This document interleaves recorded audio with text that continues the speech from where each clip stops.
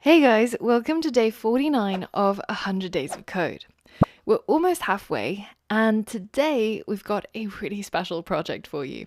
Now, I know a lot of you guys are learning programming to get a new job or change the area in which you work and basically just find better opportunities for yourself.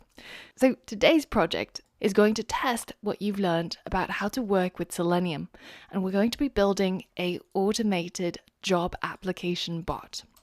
This is going to put all the skills that we've learned yesterday into use, where we get Selenium WebDriver to drive a browser to open up a website and apply for jobs.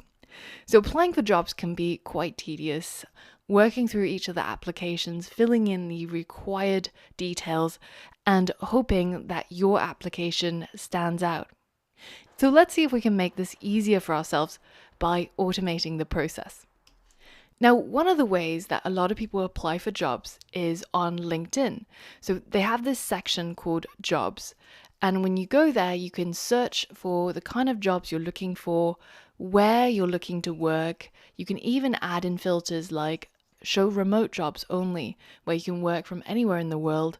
And they've also got this really neat feature called Easy Apply. And all you have to do is just to click on this button, Easy Apply, fill in any of the fields that you haven't filled in before, and then just click Submit Application. Some applications are a little bit more complicated than this. This is the simplest format.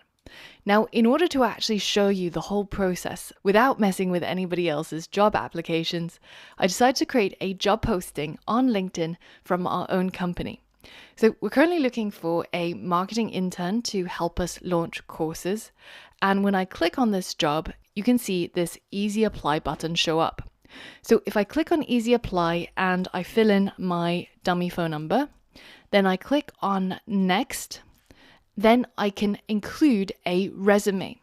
Now, the resume comes from your settings. So if you go to your settings and privacy, and you go to job seeking preferences, then here you can actually already pre-upload your resume.